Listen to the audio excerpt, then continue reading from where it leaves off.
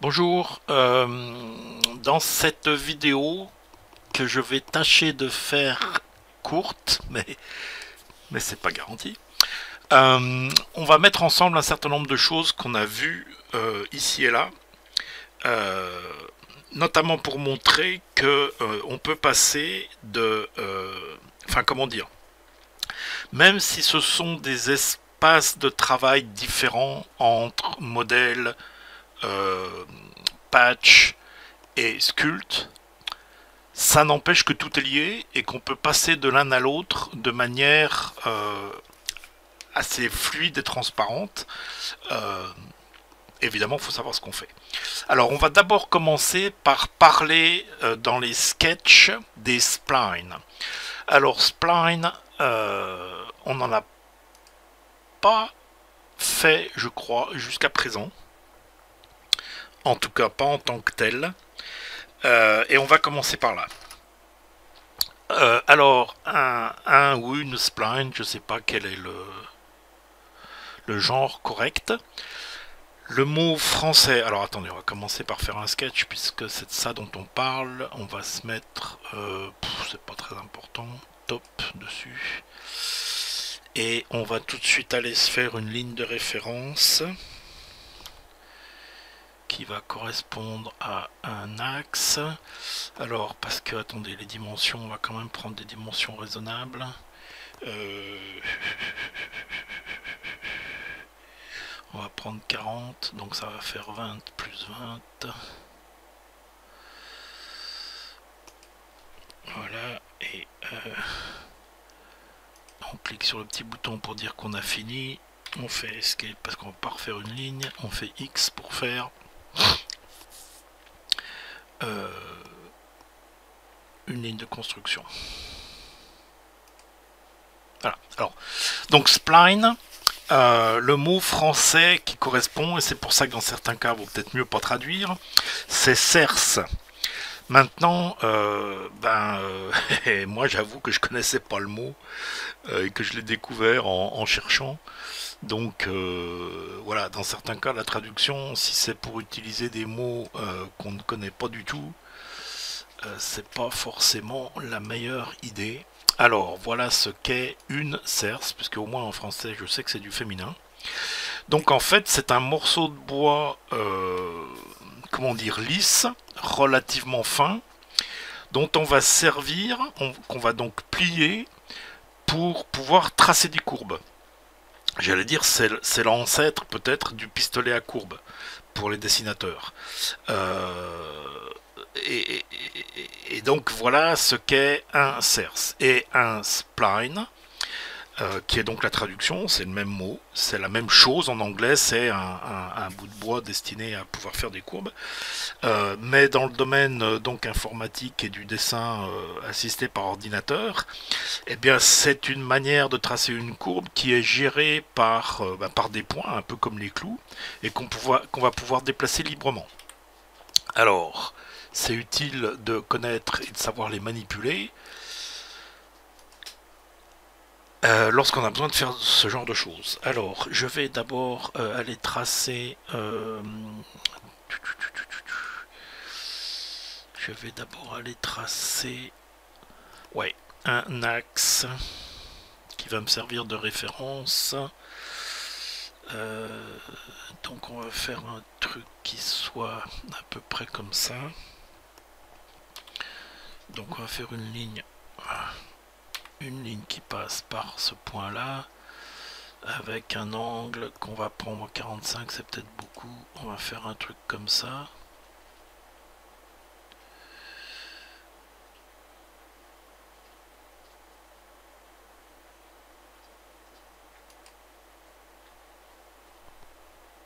Alors, bon, je vais faire un point là-dessus.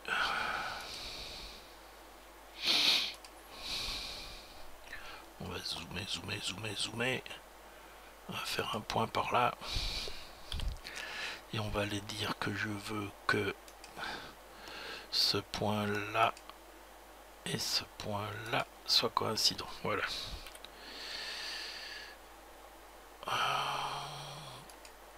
Top. Et alors l'angle. Bon, alors je sais pas comment.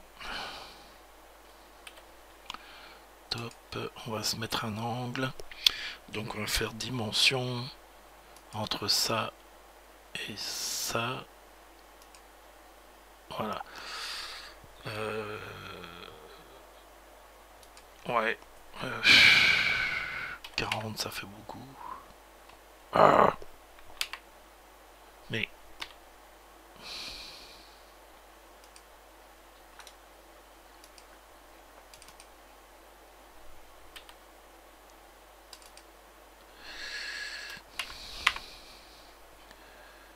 ouais, 40 c'est pas mal.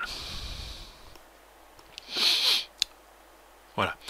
Donc, ah oui, j'ai peut-être expliqué ce qu'on cherche à faire. C'est donc une pale de turbine que l'on va commencer par dessiner. Alors, je suis en train de réfléchir parce que 40 c'est trop. On va prendre 25.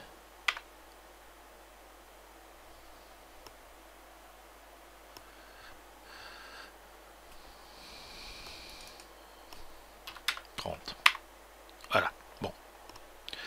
On va dire que c'est bon. Donc, ce que je veux, c'est une courbe qui définisse en fait le profil de ma pale.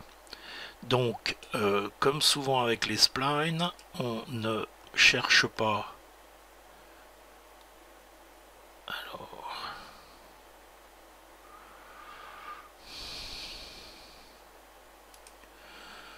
ouais. Alors, on va l'arrêter là.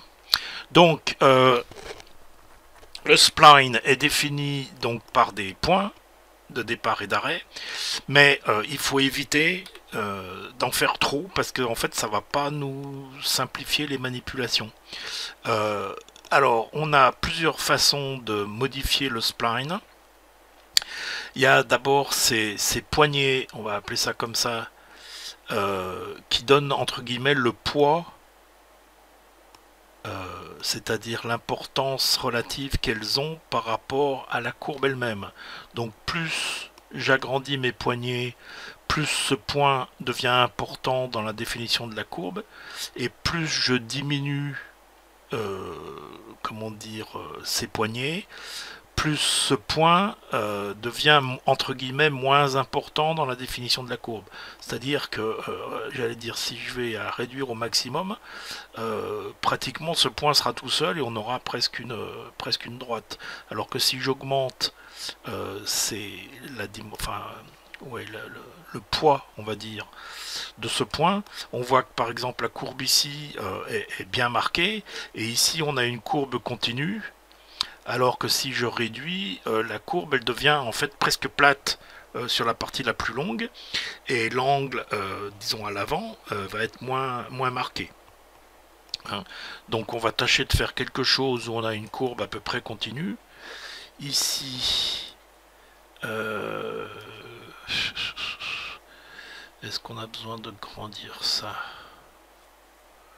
Ouais, un peu, c'est pas plus mal.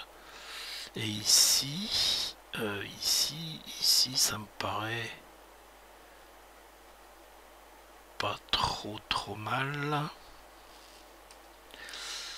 Alors bien évidemment, alors est-ce que j'ai intérêt à réduire? Non, j'ai pas intérêt à réduire. Là, j'ai intérêt à quelque chose comme ça. Et bien évidemment, le point lui-même, je peux le déplacer.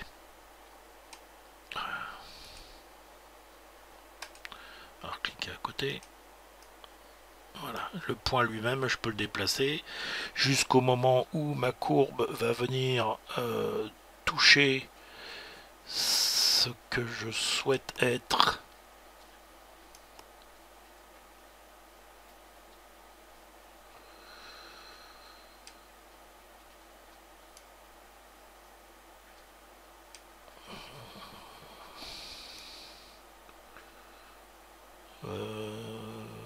Voilà, c'est pas trop mal.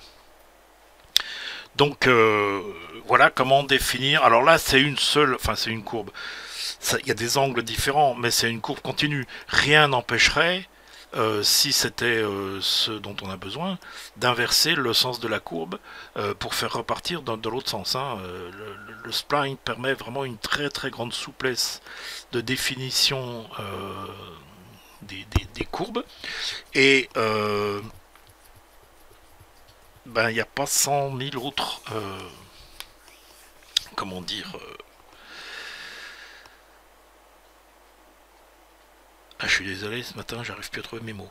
Il n'y a pas beaucoup d'autres programmes de conception assistée par ordinateur qui utilisent des splines et des T-splines, qui sont les surfaces dont les courbes fonctionnent de la même manière que les splines. Pour beaucoup d'autres logiciels, définir des courbes et les modifier, c'est carrément plus compliqué. Donc là, bon, on est pas mal. On a simplement ce bout qui dépasse ici, qu'on va tâcher de voir si je peux aller le couper, et il veut pas. Donc sketch break,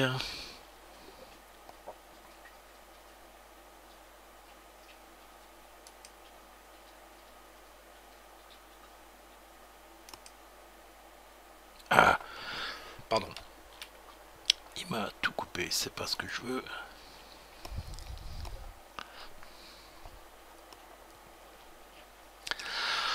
Pardon. Et ça, c'est parce que les deux ne sont pas coïncidents. Donc on va aller agrandir ça un petit peu. Et maintenant, je peux couper le bout qui dépasse. Pour mon premier spline. Donc, maintenant, on va aller... Attendez, je vais poser une seconde la vidéo parce que là, j'ai la gorge sèche et je vais tousser. Et je pense que c'est pas très agréable à entendre. Donc, excusez-moi 2 secondes. Alors, trimer, on a fini. Mais voilà, ce qu'on veut, c'est que ça... Ah non, je veux pas trimer. Je veux que ça soit une ligne de construction. Voilà. Bien, donc maintenant, on a, j'allais dire, le profil de la base de la pale. Et elle fait... Ah oui, tiens, en fait, ça fait quelle longueur, ça?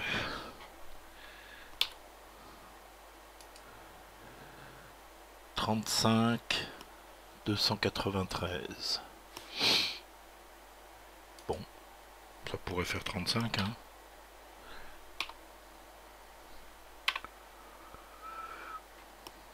Voilà. Ok. Et donc maintenant, je vais aller dessiner l'autre extrémité de la pale. Alors pour ça, on va aller se faire un plan. Alors, select, il m'a caché l'origine. On était sur top B. Voilà, par rapport à ce plan-là. Et on va s'éloigner de 45 mm. Oui. Voilà. Ouais, c'est peut-être beaucoup. 40 mm. Allez. Voilà. Donc on se refait un sketch sur ce plan-ci. On va se garder l'autre en référence, c'est pas mal. On va aller se faire une ligne qui là aussi va passer par le même point central.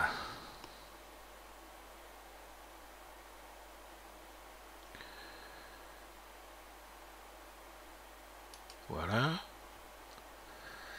Alors, donc dans ce sketch là, sketch 1, je veux voir les dimensions. Ok, donc ça faisait 35. Donc ça, alors, bon, on va garder 35 aussi.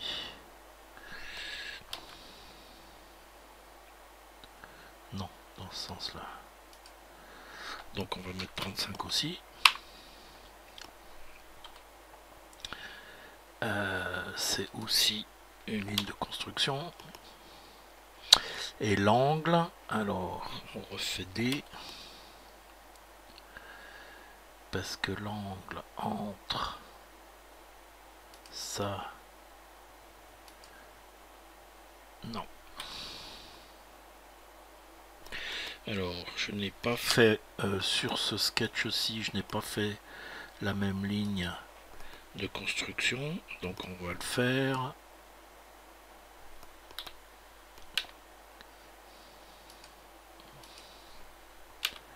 C'est aussi une ligne de construction. Donc entre ça et ça. Alors j'avais 30. 40, 45, ça me paraîtrait pas trop mal. 45.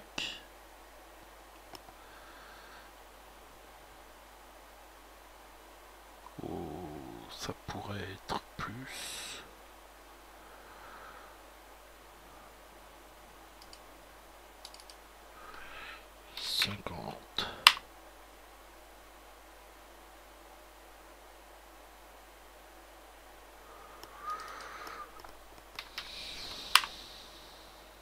Voilà, allez, on va s'arrêter là. On va dire que c'est bon.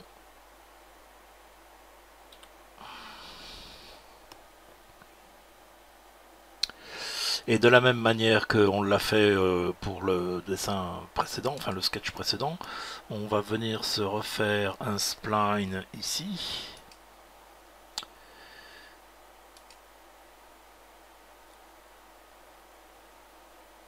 Qu'est-ce que j'ai fait? J'en ai fait deux. Alors, on va mettre un point de départ par là.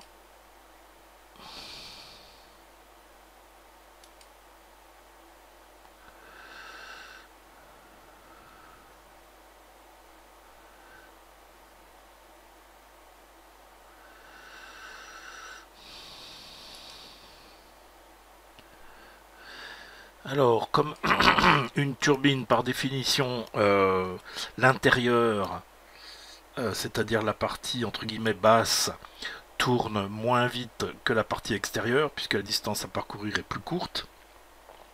Elle peut être plus courbe.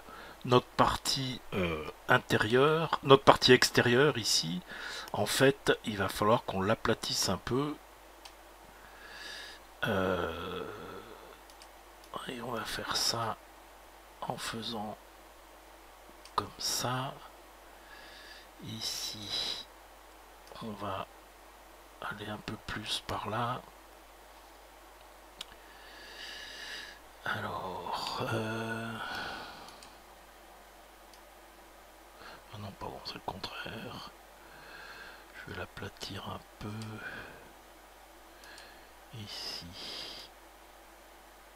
On aplatit un peu et on va alors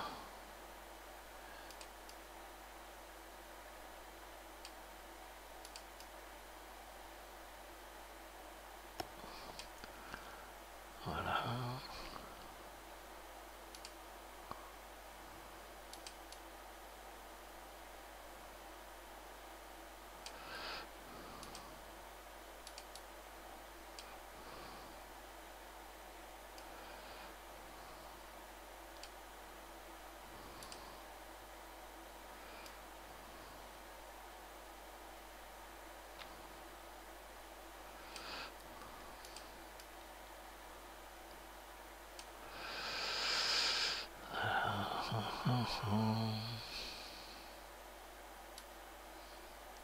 Non, pardon.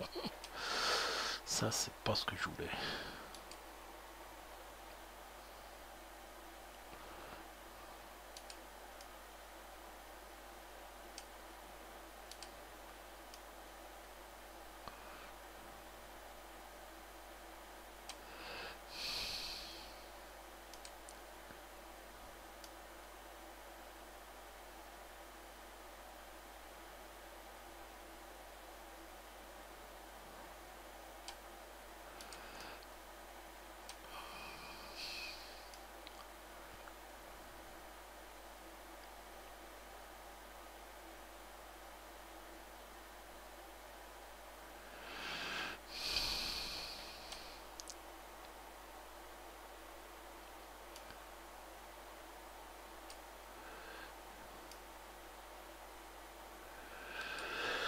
Ok, on va zoomer un peu. Alors c'est pareil, on veut avoir des choses coïncidentes. Donc on veut que ça et ça, il faut un point. Donc on va faire un point sur cette courbe. On va zoomer comme un malade.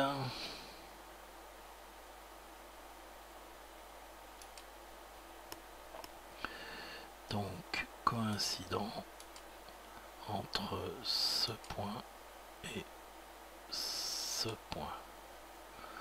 Voilà. Ici.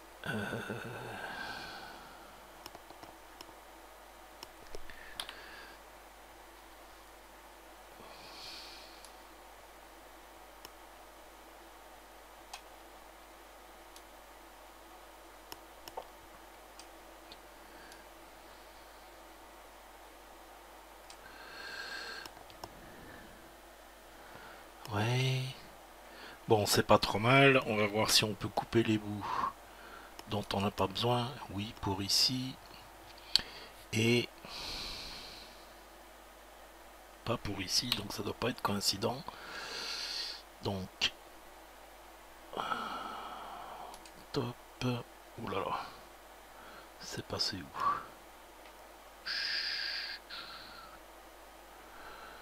Alors,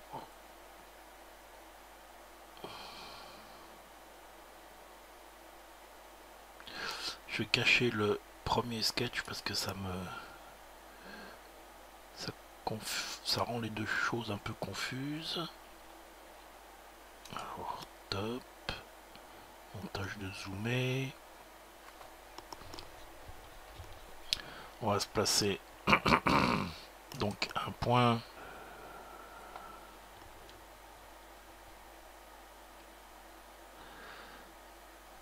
Voilà, insérer un point sur le spline et on veut qu'il soit, on va dire ici. Et maintenant on veut que ça et ça soit coïncident. Alors,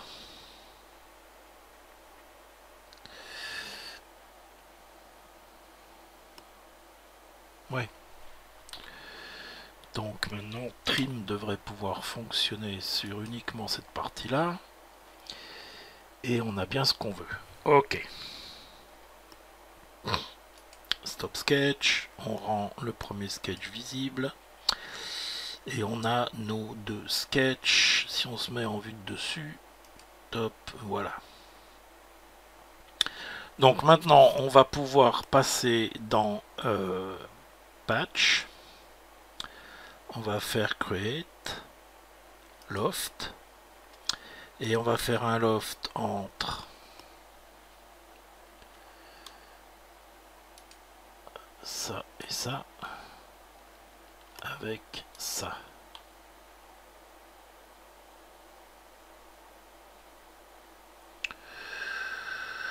Alors, 35 c'est en bas.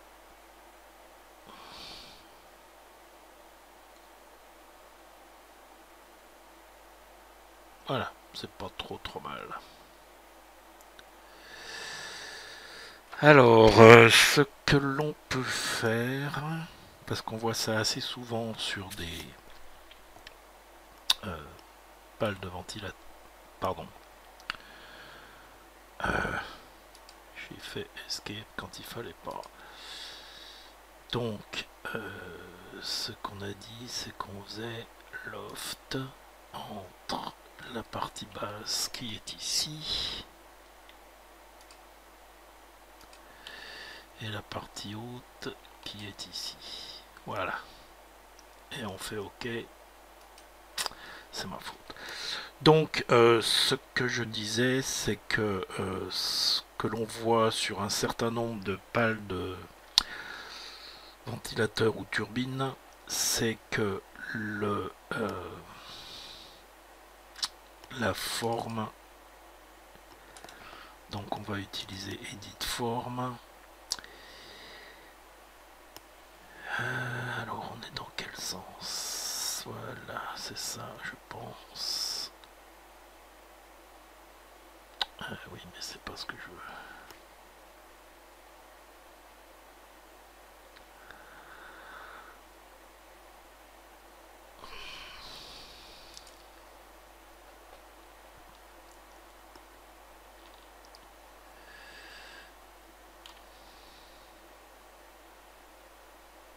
Ouais, non, on va pas le faire maintenant parce que ça va pas m'aller.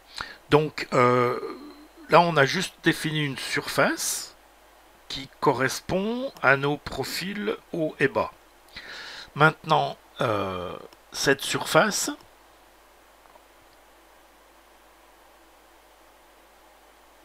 je vais lui donner une certaine épaisseur. Et pour aller faire ça, on va dans Patch. On va sélectionner donc notre surface et on va lui dire Thicken, donc épaissir. Et on va l'épaissir de, on va dire 3 mm. C'est peut-être beaucoup. 2 mm. Ok.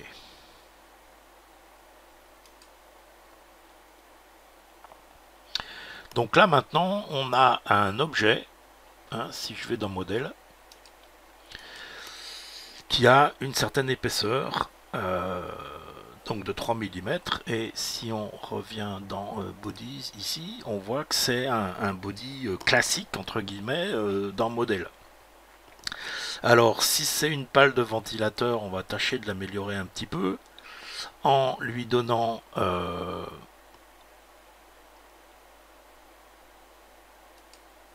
une forme un peu arrondie à l'avant, hein, qui va donc être, on va prendre ça et ça, et on va lui dire que je sais plus ce que j'ai fait, 3 mm ou 2 mm. 1.5.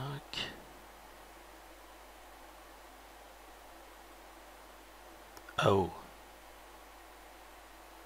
On dirait que ça pose un petit problème, hein, quoi. 1.5. Qu'est-ce que j'ai fricoté là? Alors, attends. Entre ça et ça.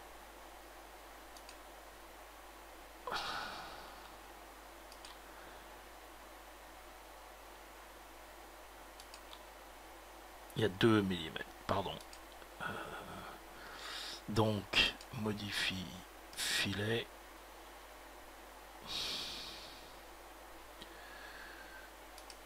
Alors, les angles, celui-ci et celui-ci. 1 mm. Voilà. Et ça nous fait un angle arrondi, ce qu'on appelle un bord d'attaque, puisque c'est la partie, comment dire, qui va rencontrer l'air en premier. Et on va amincir l'arrière en faisant, alors c'est pas forcément super aérodynamique et c'est pas forcément la meilleure méthode, mais c'est le plus simple. On aurait pu faire un vrai profil, mais bon, on veut pas passer tout son temps à travailler sur ce profil. Donc ici on va faire un chanfrein, donc on va prendre un angle, on va lui dire 2 distances. La première qui donc là il nous demande c'est la longueur, on va mettre carrément 28. Et la distance sur 2 mm, on va prendre 1 mm 8. Alors, comment il nous fait ça? Oh! Bon. C'est intéressant. Donc 28, c'est peut-être beaucoup. 25. 25. Donc la partie basse est super fine. Voilà. Et tout va bien. On va essayer, alors là c'est sans garantie, de revenir faire un filet sur cet angle. Par contre, le filet sur cet angle, il faut qu'il fasse 15 mm.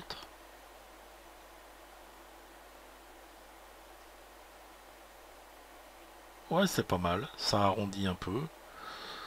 Bon, voilà. C'est pas trop mal. Donc on a un profil avec un bord d'attaque, un bord de fuite. C'est à peu près aérodynamique. Bon, pourquoi pas. Ok. Donc ça, c'est une pale. Notre corps. Évidemment, des pales, il en faut plus. Et surtout, il faut que ça tourne autour de... Enfin, qu'il y ait un cylindre, que ça tourne autour de quelque chose. Donc, on va refaire un sketch sur le même plan ici. Et on va aller dessiner un cercle. Alors, pas comme ça, pardon. Un cercle qui va partir de 2 points. Le point extérieur, c'est celui-ci. Et on va faire un cylindre de... On va mettre 30 mm. Allez.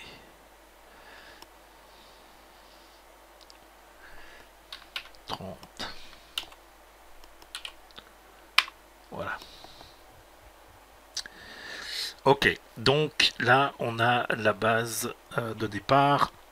Je pourrais tout de suite aller, comment dire, extruder ce cylindre. Seulement on voit qu'il y a un petit problème, qui est que ça ne touche pas. Ça ne touche pas. Donc on va repartir dans ici, Edit Form. Pardon. Alors il faut que j'arrête le sketch. Pardon. On va repartir ici. On va lui faire Edit. Et on va aller sélectionner ici. On va faire Edit Form. Et on va tirer un peu tout ça vers le bas. Comme ça. Et le seul fait de faire ça, vous voyez, toutes les opérations qu'on a faites entre temps, elles sont toujours valides. Pardon, Finish Form. Et donc il a recalculé les opérations qu'on a faites après. Notre bord d'attaque, notre bord de fuite, tout ça, ils existent, ils sont là. Et a priori, tout va bien. Donc maintenant, on va pouvoir venir extraire notre cylindre. Donc on va faire une extraction symétrique, puisque là on est à la base de départ. Et on va lui dire, non, pas cut. New body.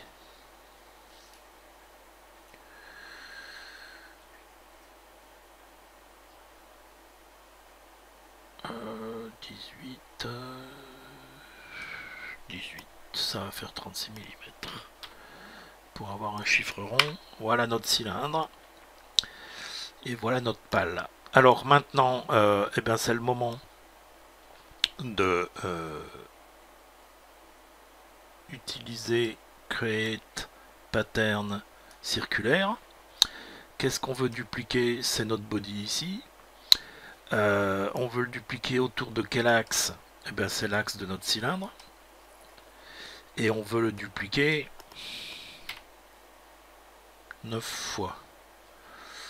Elle ne s'intersecte pas. Est-ce que ça pose un problème là? A priori, ça m'a l'air d'aller. Est-ce que ça passe?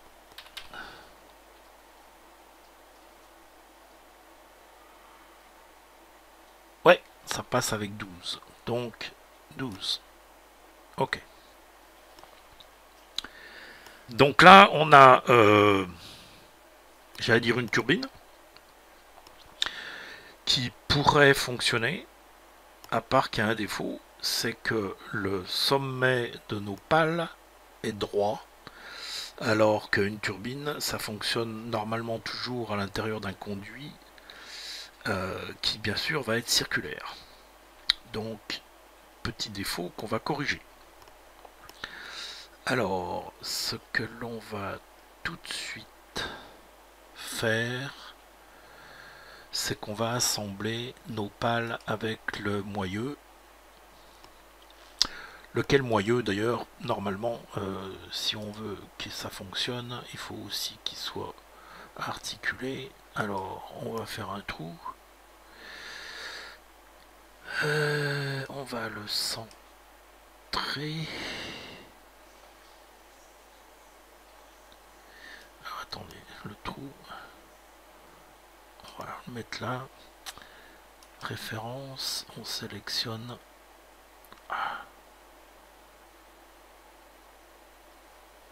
Notre cercle, il veut pas.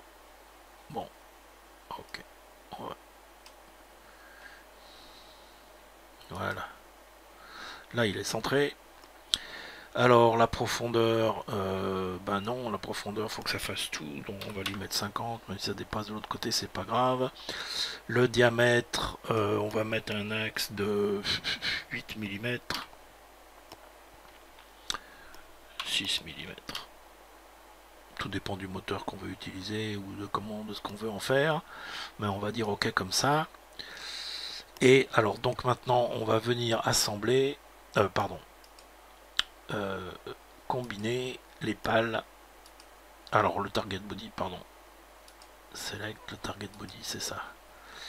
Et les tools, ça va être toutes les pales.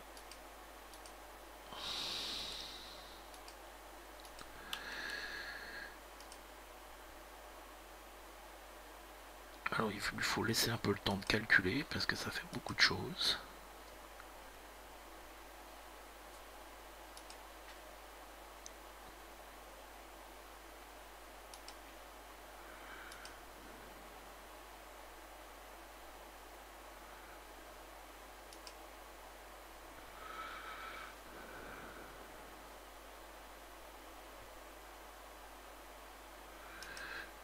Et 12. Voilà, donc là on va lui dire OK. Et on n'a plus qu'un seul body. Voilà, plus pratique. Donc là on a un objet qui a priori tournerait, enfin là on regarde de face, donc ça tournerait dans le sens des aiguilles d'une montre en regardant comme ça, avec nos bords d'attaque, nos bords de fuite, et on a quelque chose qui tient la route côté turbine ou ventilateur, comme on voudra. Mais c'est pas fini. Pour compléter ça correctement, on va refaire un nouveau sketch sur cette face de moyeu et on va aller définir donc un cercle qui démarre par le centre et qui va s'arrêter un petit peu avant. Donc 107, on va mettre 105. 105 de diamètre, voilà, c'est pas trop mal.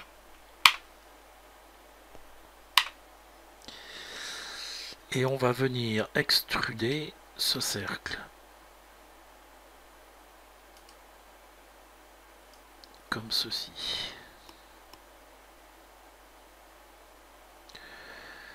Alors, a priori, ça serait bien qu'on s'aligne.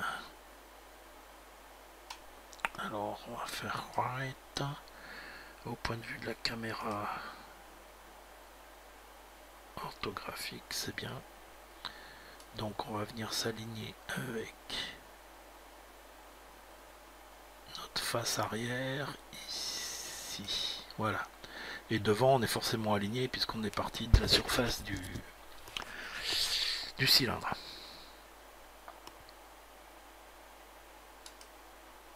Ok. Donc là, ce qu'on vient de créer, en fait, on est dans l'environnement modèle, mais du fait que l'on extrait une ligne, ce qu'on vient de créer, c'est un T-spline, en fait. Hein, comment dire, une surface, ça n'a pas d'épaisseur pour l'instant. On va juste se servir de ça sans épaisseur pour venir découper les pales de notre turbine de manière à ce qu'elle corresponde à ça et que le dessus soit un arc de cercle et pas une droite comme on l'a ici. Donc on va faire Modify, Combine. Cette fois-ci, ce qu'on veut, c'est bien Cut. Le Target Body, c'est notre ensemble turbine avec les pales. Et l'outil de coupe, c'est la surface qu'on vient de créer. Alors, Select.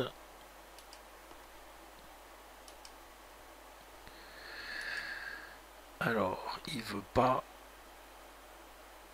couper parce qu'on est dans l'environnement modèle et qu'on a une surface. Donc on va aller dans Patch, où normalement on devrait y arriver. Split Body, Body to Split, c'est bien celui-là. Le Splitting Tool, c'est celui-ci.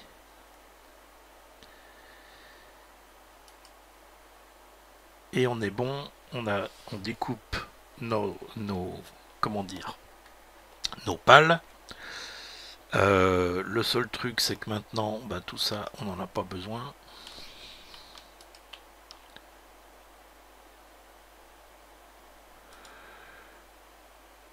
Et on peut aller déléter.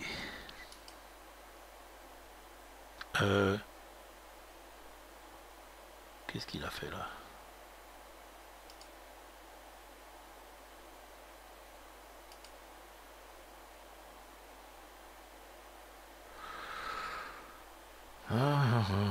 Modifie.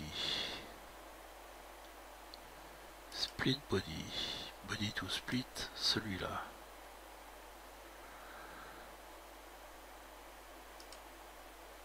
Splitting tool. Celui-ci.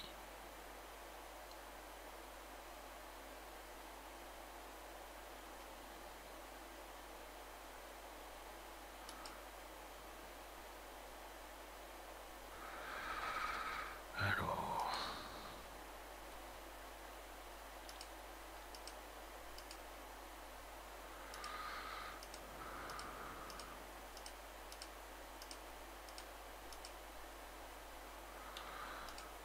Donc cacher ça marche. Et pourquoi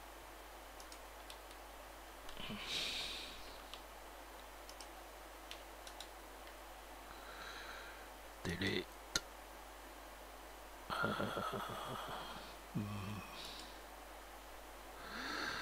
alors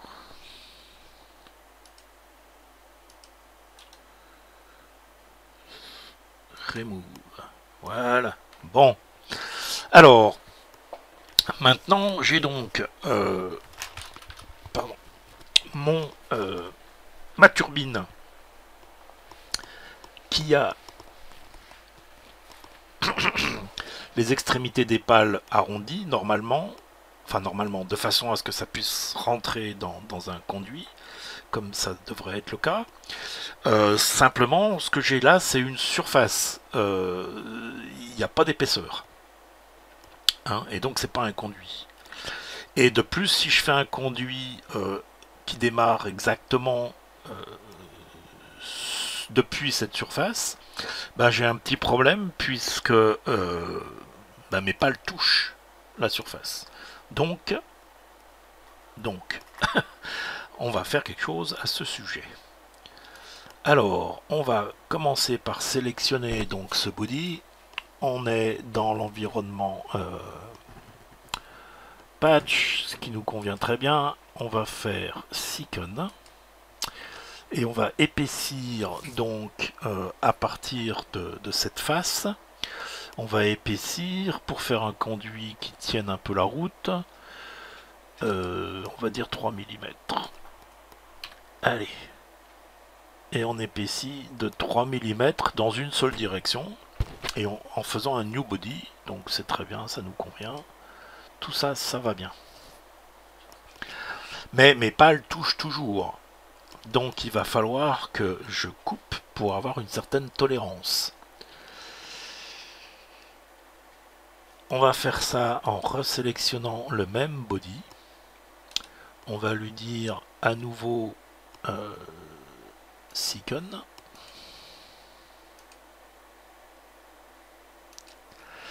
mais cette fois-ci on va épaissir de 0,5, toujours dans la même direction.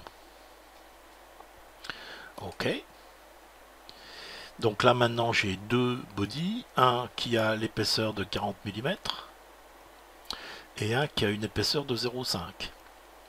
Donc on retourne dans Modify, Split Body, non, pardon, c'est pas Split Body que je veux, on va retourner dans l'environnement modèle, puisque là ils ont une épaisseur, et ce que je veux c'est Combine.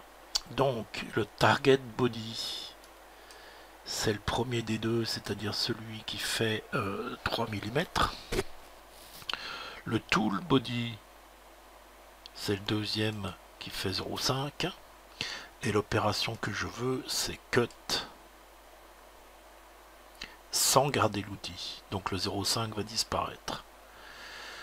On fait OK. Et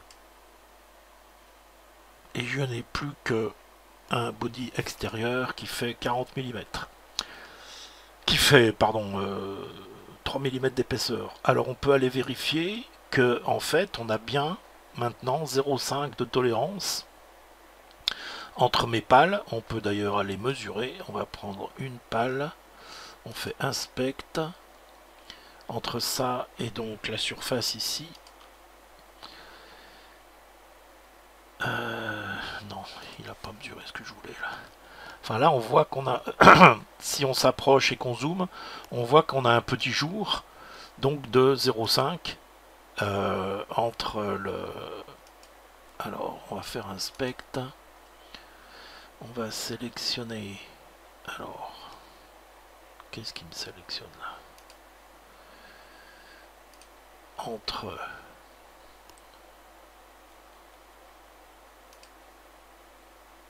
ma ligne ici, alors pourquoi ça c'est ça doit être caché,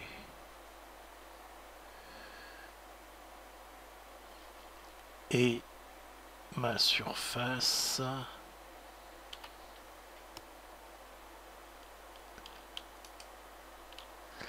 et il nous dit bien distance 0,5. Voilà, donc on a notre notre tolérance entre j'allais dire la partie mobile de la turbine et le corps extérieur qui pourrait voilà, qui pourrait être fixé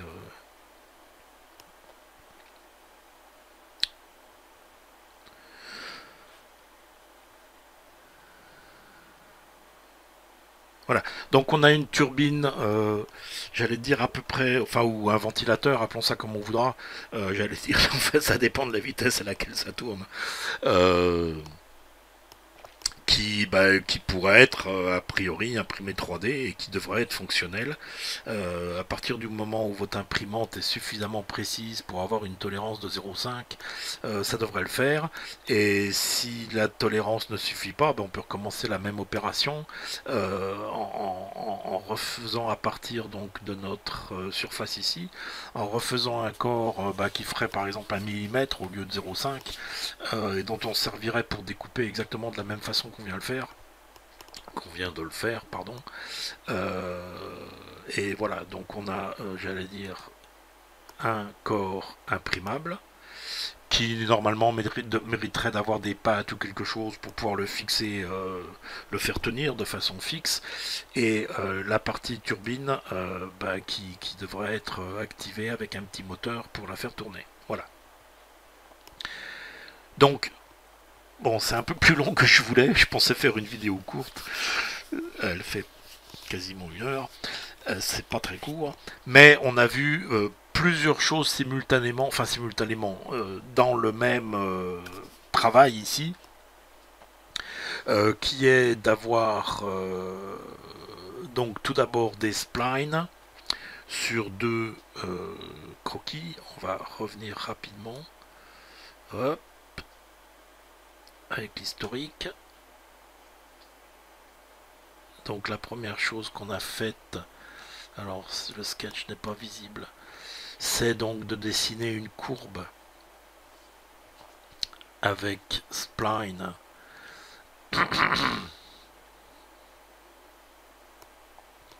qui nous fasse un profil, on va dire, entre guillemets aérodynamique. Ensuite de ça, on a donc fait un plan séparé. On a fait un deuxième sketch en hauteur par rapport au premier. Ensuite, on a fait un loft des deux. Ensuite, on est allé dans Patch, on lui a donné une épaisseur et on s'en est ensuite servi. Alors, attendez, on va revenir à la fin ici. Alors, une des choses à faire de temps en temps dans l'historique, c'est que là, on a, on a enlevé, on a fait remove donc de toutes les extrémités des pales. Donc ça, c'est typiquement quelque chose qu'on peut mettre dans un groupe parce qu'on n'a pas besoin d'avoir un historique super long. Ça, c'est en fait une même opération. On a supprimé tous nos bodies en une seule fois. Et c'est un truc à faire de temps en temps dans l'historique. Bon, la vidéo est bien assez longue. Elle est plus longue que je ne le pensais. On peut cacher les sketchs maintenant. Mais voilà, je pense que ça vous donne une idée de ce qu'il est possible de faire en combinant plusieurs opérations. Le spline dans les sketchs. Ensuite, on fait un loft de manière à joindre en surface avec Sculpt ces deux profils. Bon, la Sculpt, on s'en sert pas vraiment puisqu'on ne déforme pas nos lignes à la suite. On aurait pu faire le même loft directement dans Model ou dans Sketch, mais c'est l'occasion de montrer que on peut passer, comment dire, de manière souple et continue de Sculpt, donc du pur surfacique des T-splines. Ouais, c'est des T-splines, c'est pas du surfacique, c'est Patch qui est du surfacique. À Patch, à les modifier, retourner dans comment dire, aller couper les éléments comme on le fait dans Model, etc. C'est continu et très souple. Donc là, on a la face arrière et là, on a la face avant de notre turbine. Qui, comme je l'ai dit, bah, a priori, ça devrait pouvoir s'imprimer en 3D et fonctionner, et ça devrait déplacer pas mal d'air. Bon, évidemment, tout dépend du moteur que l'on met, les dimensions. Bon, là, c'est quand même assez grand, ça fait 120 mm de diamètre, si je ne me trompe pas.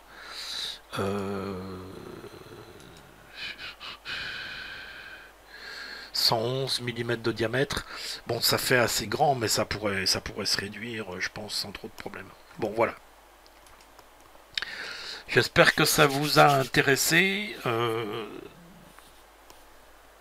Combiner plusieurs opérations comme ça, et que ça donne des idées de possibilités. Bon, a priori, je sais pas trop si c'est intéressant d'imprimer une turbine en 3D avec une imprimante 3D. On pourrait toujours essayer pour voir ce que ça donne, mais au moins ça donne une idée de ce qu'il est possible de faire. Voilà, je vous remercie de votre attention. Si vous avez été jusqu'au bout, c'est très bien, vous êtes très attentifs, merci. N'hésitez pas à poser des questions, abonnez-vous pour avoir la suite des différentes vidéos qui vont paraître au fur et à mesure. Et abonnez-vous à mon site, ça m'intéresse toujours. Et à bientôt pour de nouvelles aventures avec Fusion 360. Merci, salut.